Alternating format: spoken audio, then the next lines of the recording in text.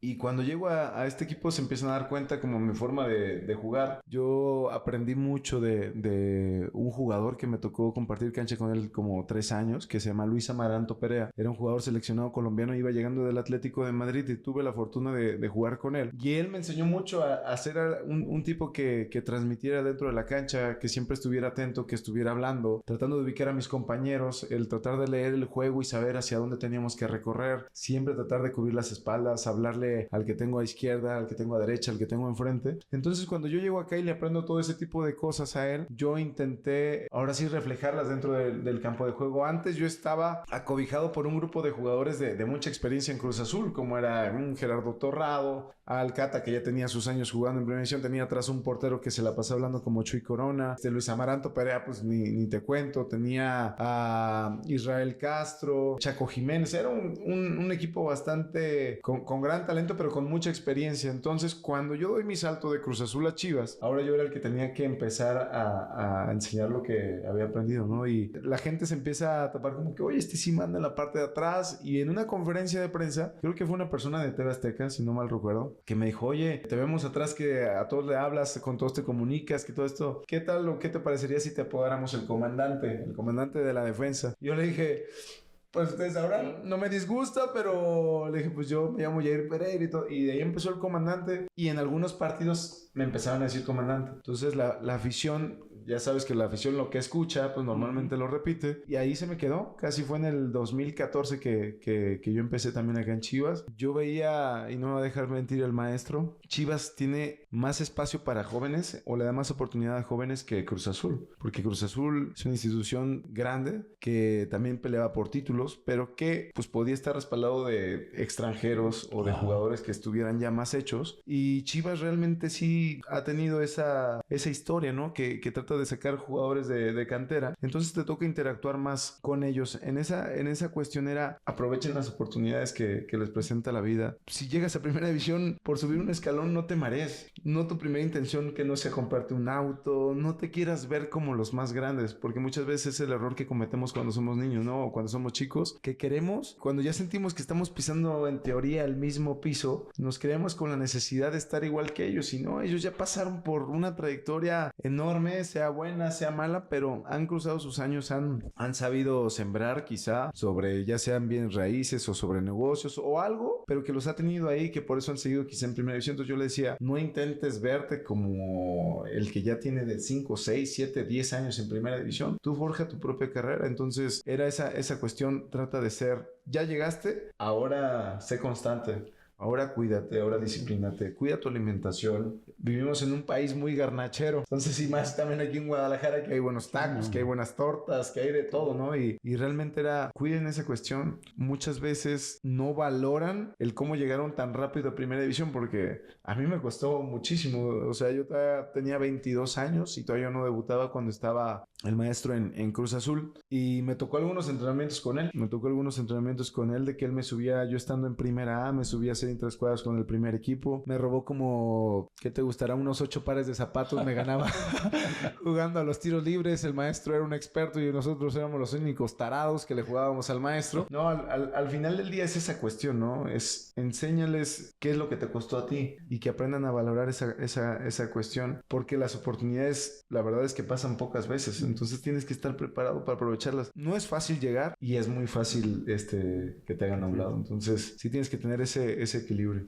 Hablando de temas a lo mejor un poquito más complejos o complicados, platícanos algún pasaje de lo que haya sido más difícil en tu vida futbolística y cómo la superaste. Fíjate que ahí entra mucha la parte que le decimos y todos conocemos como resiliencia, ¿no? La historia de Jair Pereira, es alguien que fue un terco soñador, siempre lo he dicho yo, porque yo desde niño me acuerdo cuando hacíamos honores a la bandera, estaban subiendo la bandera al mástil y yo me ponía así como futbolista profesional, ¿no? Yo no saludaba así, yo saludaba así, yo veía a los jugadores y todo. Cuando me hacen mi primera prueba en Chivas, a mis 14 años, la verdad es que yo no estaba preparado, o sea, me habían visto en Irapuato y veían que yo jugaba medio bien, me traen para acá, hacemos pruebas, me dicen que no era apto. me regreso a Irapuato y después de un año me voy para Ciudad de México, literal con una mano, con las dos manos atadas atrás, ¿no? Y llego a Cruz Azul y hago pruebas, paso todos los filtros y todo, y cuando llego al equipo que realmente tenía que ir, me dicen, no, pues no, y no eres apto. Y yo así, uf. Entonces cuando tú estás en esa edad, que te digan que no eres capaz o que no eres apto para estar ahí, muchas veces te puedes desinflar, ¿no? Y Sí, claro.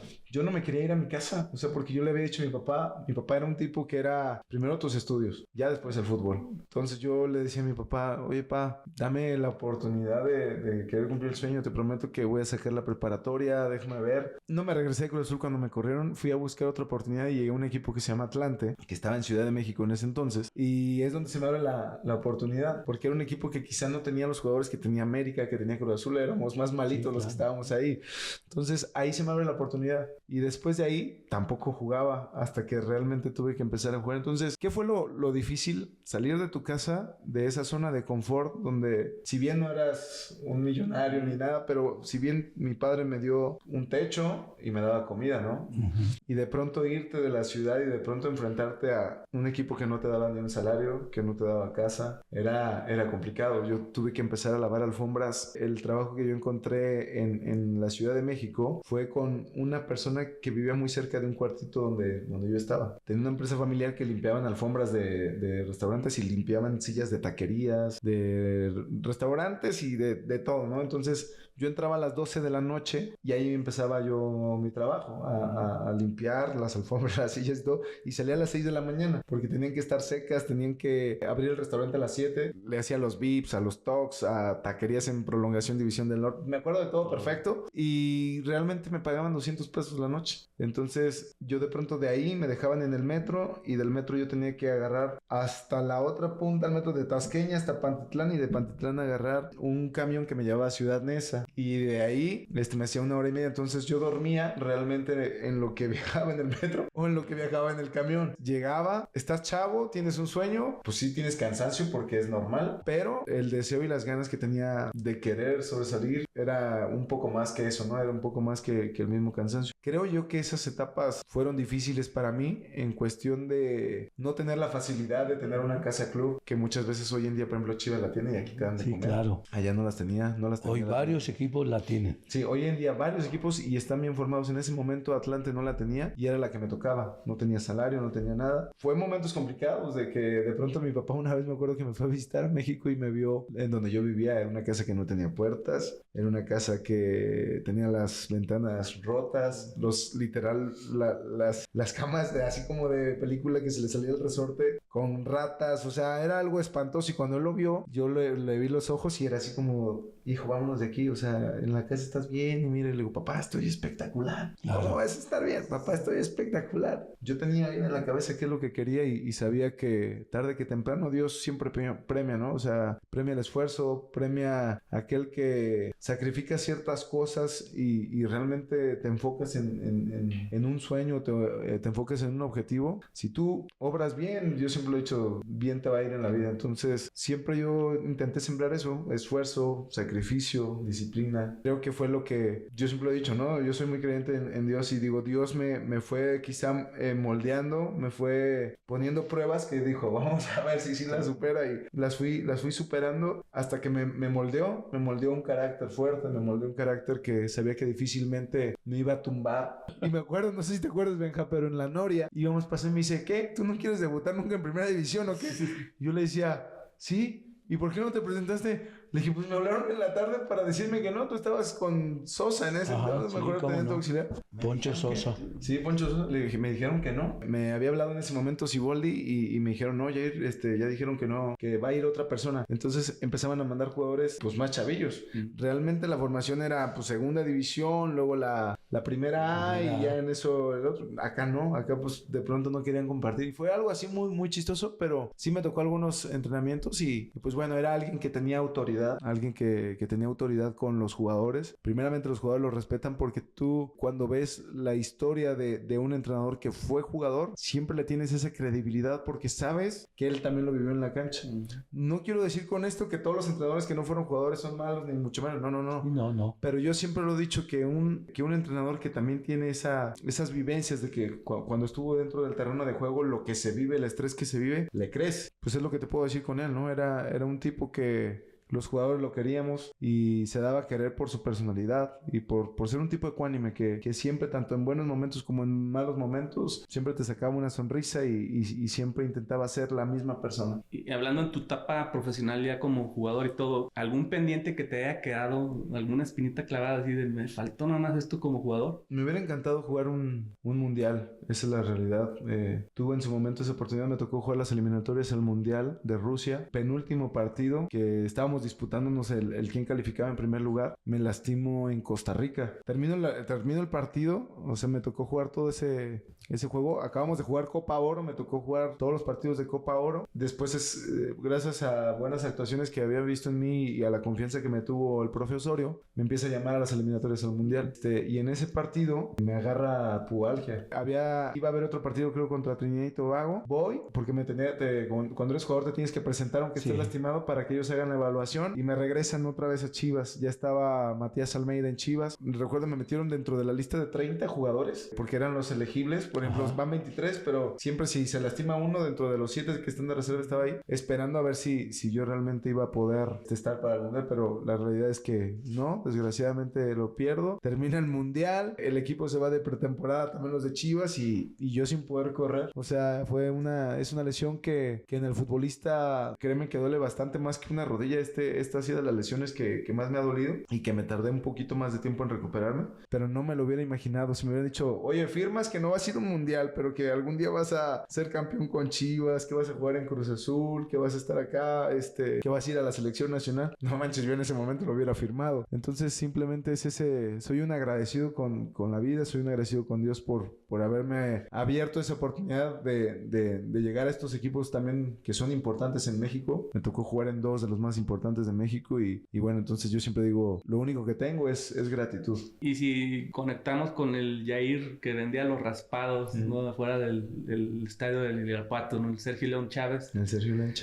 ¿Qué le dirías al Jair que vendía raspados? Justo en ese momento le diría, qué bueno que no te rendiste. Le diría, qué bueno que lo intentaste. No te preocupes, o sea, sigue tu sueño. Las cosas no van a ser tan fáciles, pero no te preocupes que si tú mantienes ese deseo, tú te mantienes constante, te mantienes con disciplina y muchas veces aunque se te cierren las puertas es porque viene algo preparado mejor para ti, se te van a abrir otras. Entonces aunque muchas veces te digan que ese no sea tu motivo, no para darte para abajo, que sea un motivo para decir, sí puedo. Y les voy a demostrar a la gente que decía que no puedo, que sí puedo. Entonces sería decirle eso, ten cuidado que vienen cosas bastante fuertes, pero no te preocupes que si tú sigues con esa disciplina tarde que temprano vas a llegar, porque muchas veces cuando eres niño no sabes qué es lo que va a pasar, no vislumbras varias cosas, estás muy en el presente y de pronto ya en la primera que te dicen no, dices, no, es que no puedo, no, es que no sirvo, es que no puedas, no es que no sirvas, es que te tienes que preparar, es que vienen siempre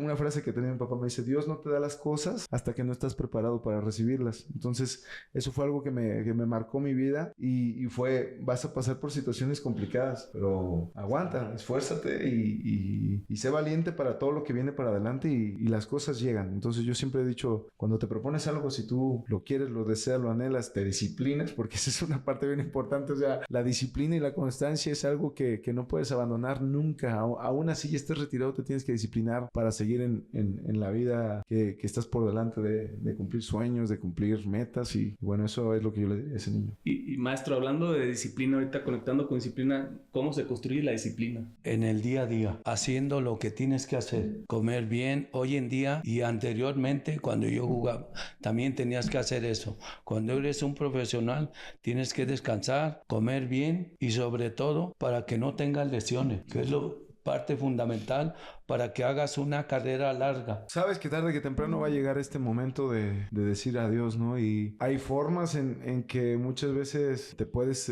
despedir del fútbol. Hay jugadores que quizá, como en el caso de Layún que acaba de pasar, que se retira siendo campeón con América, no todos pueden hacer eso. Eso es la verdad que yo creo que sería un sueño que todo futbolista debería de tener. Yo venía ya arrastrando una lesión de la rodilla derecha, me quedé sin menisco, los cartílagos estaban rotos y por más que te los reparaban una vez, te duraba, al no tener menisco, el menisco es un colchoncito que tenemos en la rodilla que permite que tu rodilla pueda girar, que no se te trabe. Yo ya no tenía eso en la parte externa y los últimos 6 meses de mi carrera con Necaxa los jugué ahora sí que con el corazón y con mucho dolor. Tenía que infiltrarme para poder aguantar ese dolor, sabiendo que no había tantas o la ciencia todavía no estaba tan avanzada como para decirme, puedes hacer esto y esto. No, o sea, hice todo lo posible por estar bien. Me fui a rehabilitar a España, que me habían recomendado con un gran doctor y un gran fisioterapeuta. De verdad que hice todo lo posible por tratar de regresar, de estar bien. Pero sí, el dolor era inminente.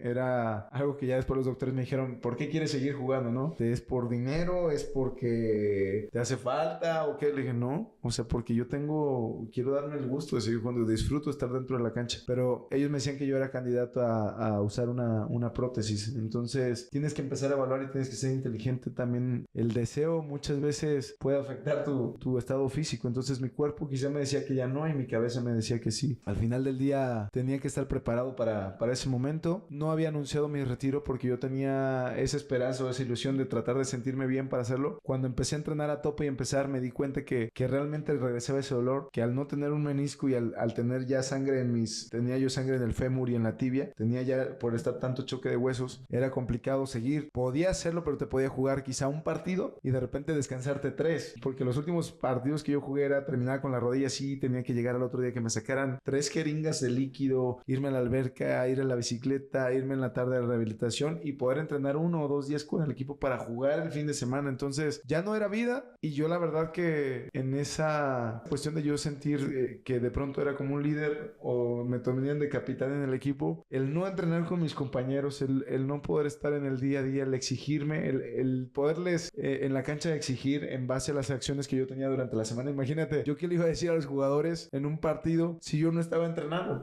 Se me iba a decir, tú nada más vienes a jugar. O sea, esa cuestión también me pegó mucho a mí y dije, no, yo creo que es momento de escuchar a mi cuerpo y de decir adiós. Entonces, es una etapa difícil porque son 20 años de tu vida, 22 años de tu vida estando en ese tema de alto rendimiento y de pronto el decir adiós y que te cambien todas las cosas es complicado, pero sí tuve que, no te voy a decir que no lo extraño, sería un mentiroso decirte que no extraño el fútbol, lo extraño, lo amo con todo mi corazón, es una pasión que tengo, pero también amo mi cuerpo y sé que era el momento justo para decir adiós. Yo te visualizo siempre en el fútbol, ya sea como técnico o como directivo. A mí me da esa impresión que tienes toda la personalidad para estar en un equipo de primera división. Pues ojalá que pueda ser. Y si es así, vas a ser mi primer invitado, ¿verdad? Para que me digas cómo hacerle.